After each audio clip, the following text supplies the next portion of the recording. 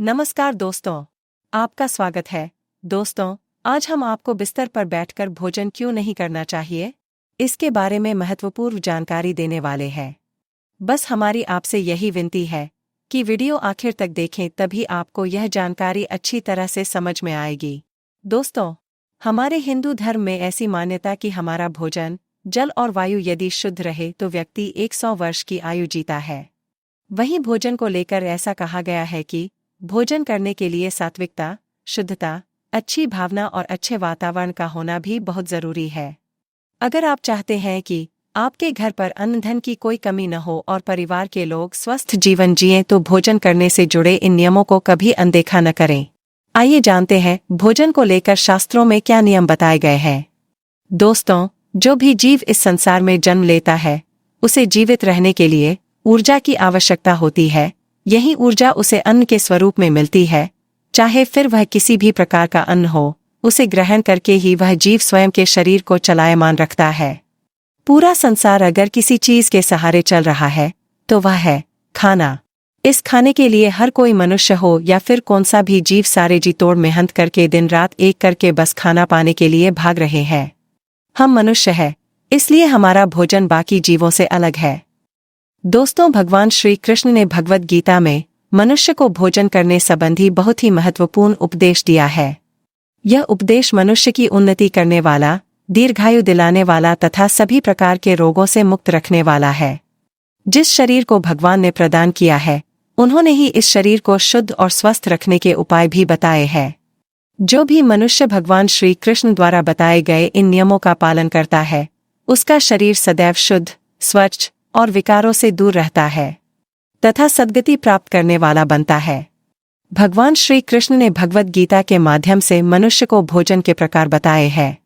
किस प्रकार के भोजन से मनुष्य की प्रवृत्ति क्रोधी, क्रूर और राक्षसी बनती है और किस प्रकार का भोजन करने से मनुष्य सदाचारी, विनम्र और दूसरे के मन पर विजय प्राप्त करने वाला बन जाता है। मनुष्य जिस प्रकार का भोजन करता है, उसे उसी प्रकार का शरीर और विचार भी प्राप्त होते हैं। जिस प्रकार पेड़ को मजबूती उसके जड़ से होती है, उसी प्रकार मनुष्य को मजबूती उसके अच्छे सात्विक भोजन से मिलती है। अगर आपको दीर्घायु जीवन यानी कि कम से कम 100 वर्ष तक जीना है, तो आपका भोजन अच्छा और नियमपूर्वक होना चाहिए। फिर देखिए, आपका स्वास्थ्य और लंबी उम्र जीवन जीने से आपको कोई रोक नहीं पाएगा। तो आइए जानते हैं भोजन से जुड़े जरूरी नियम। नियम 1, भोजन से पहले 5 अंगों की सफाई जरूरी है। शास्त्रों में कहा गया है कि भोजन करने से पहले 5 अंगों की सफाई, 2 हाथ, 2 पैर और मुख की सफाई करने के बाद ही भोजन ग्रहण करना चाहिए। इसके बाद भोजन प्राप्त होने के लिए भगवान का धन्यवाद करते हुए कहें, सभी भूखों को भोजन प्राप्त हो। नियम 2, सपरिवार करें भोजन। यह प्रयास करें कि परिवार के सभी लोग एक साथ बैठकर ही भोजन करें। अलग अलग भोजन करने से परिवार के सदस्यों के बीच प्रेम और एकता में कमी आती है। नियम 3, भोजन करने की दिशा। शास्त्रों में कहा गया है कि व्यक्ति को हमेशा पूर्व और उत्तर दिशा की ओर मुख करके ही भोजन करना चाहिए, क्योंकि दक्षिण दिशा की ओर किया गया भोजन प्रेत को प्राप्त होता है और पश्चिम दिशा की ओर किया गया भोजन रोग वृद्धि का कारण बनता है। नियम 4, अन्न की बर्बादी न करें। भोजन की बर्बादी बिल्कुल न करें। आपको जितनी भूख हो अपनी थाली में उतना ही भोजन परोसें। अन्न की बर्बादी से माँ लक्ष्मी नाराज हो जाती हैं।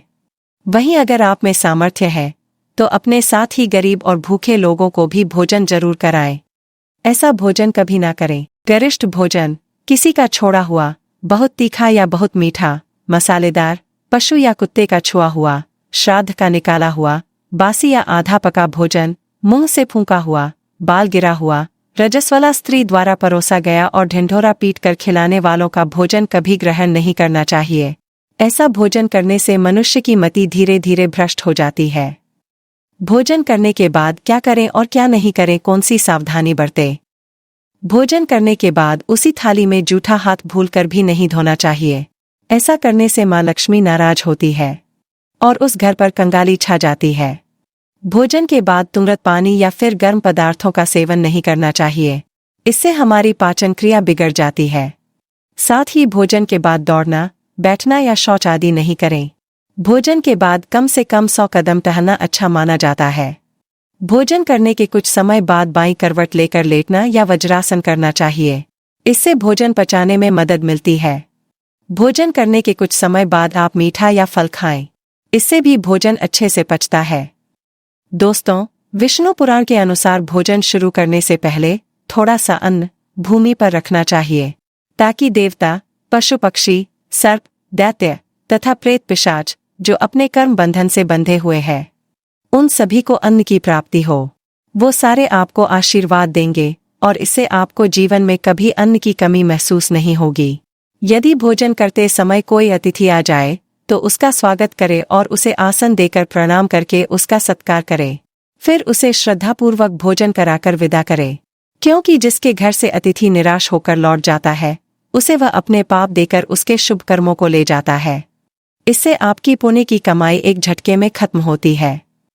श्री कृष्ण कहते हैं, मनुष्य को पिता के घर में रहने वाली विवाहित कन्या, दुखिया और गर्भधारण की हुई स्त्री, छोटे बालक तथा वृद्ध माँ बाप को भोजन कराने के बाद ही भोजन करना चाहिए। इन सभी को भोजन कराए बिना जो स्वयं भोजन ग्रहण करता है, उसका भोजन पापमय बन जाता है। ऐसा व्यक्ति नरक में जाता है। इससे उसको अनेक यातना सहन करनी पड़ सकती है। जो मनुष्य स्नान किए बिना ही भोजन करता है, उसका भोजन मल भक्षण के समान हो जाता है। अगर कोई स्कूल कॉलेज जाने वाले विद्यार्थी ऐसा करे तो उसे कभी उन्नति नहीं मिल सकती।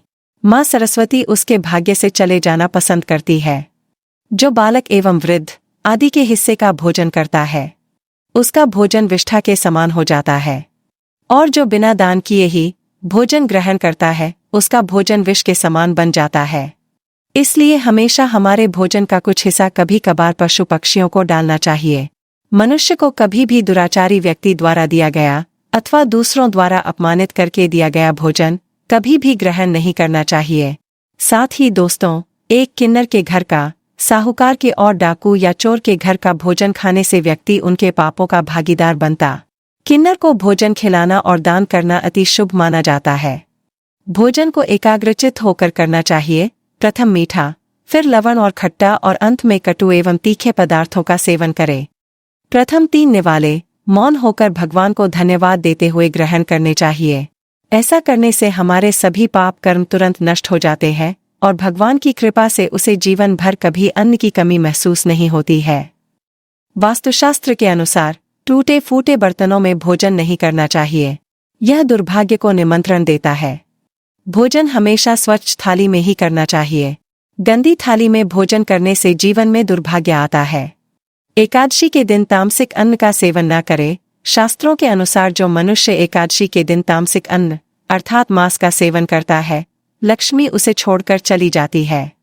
क्योंकि हमारे धर्म में एकादशी के दिन को बहुत ही पवित्र दिन माना गया है, इसलिए भूल से भी मांस मदिरा का सेवन न करें। इससे आप बहुत बड़े पाप के धनी बन सकते हैं। भोजन का अपव्यय करना शास्त्रों में अनर्थ माना गया है, इसीलिए थाली में जितना आवश्यक हो उतना ही भोजन ले। भोजन कूड़े कचरे में फेंकने से भगवान हमें श्राप देते हैं और हम अगले जन्म में खाने के एक एक निवाले को तरसते हैं। अगर कोई व्यक्ति साथ में भोजन कर रहा हो तो उसका भोजन समाप्त होने तक उठकर नहीं जाना चाहिए। इससे पितृदेव नाराज हो जाते हैं और हमारी कारोबार नौकरी में कभी उन्नति नहीं होती। भोजन के बाद थाली में हाथ धोना अनुचित माना गया है। थाली में हाथ धोने से अन्न का अपमान होता है, क्योंकि हमारा अन्न पूर्ण ब्रह्म होता है।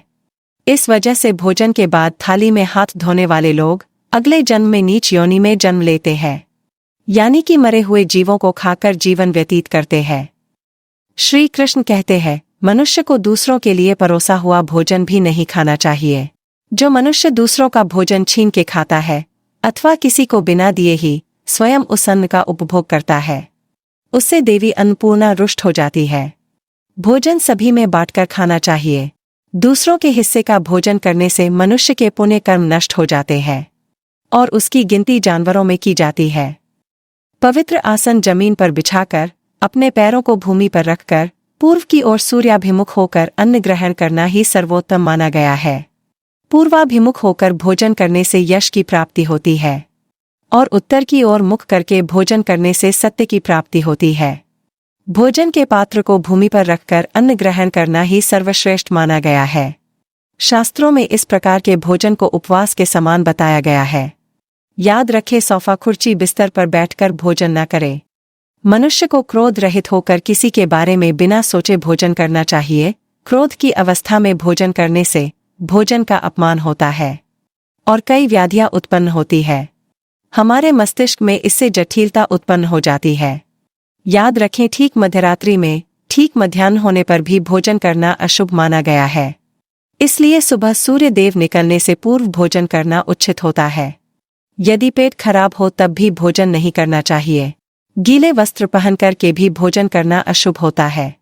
दूसरों के लिए परोसा गया भोजन भी कभी नहीं करना चाहिए। सोते हुए, खड़े होकर, टूटे फूटे पात्र में, भूमि पर रखकर अथवा हाथ पर रखकर भोजन ग्रहण करने से दरिद्रता आती है। हमेशा भोजन के थाली को जमीन यानी कि भूमि माता को स्पर्श कर कर भोजन करना चाहिए। इससे आपके पाप कम हो जाते हैं। शास्त्रों के अनुसार स्त्री को पति के भोजन के बाद ही भोजन कर लेना चाहिए।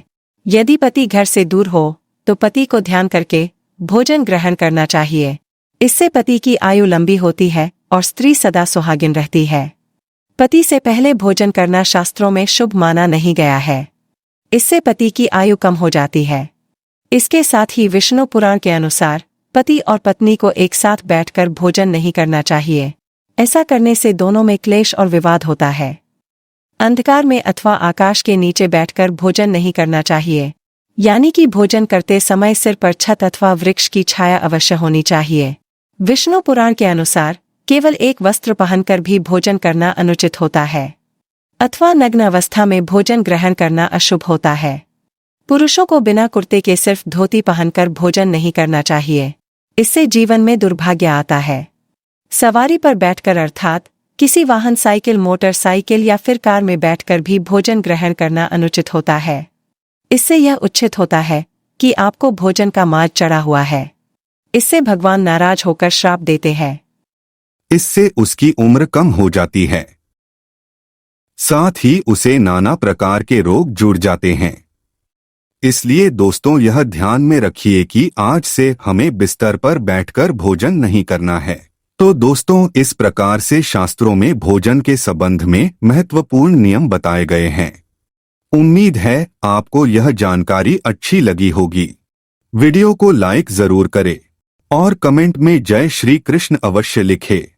साथ ही चैनल को सब्सक्राइब करना न भूलें। आप सभी का धन्यवाद।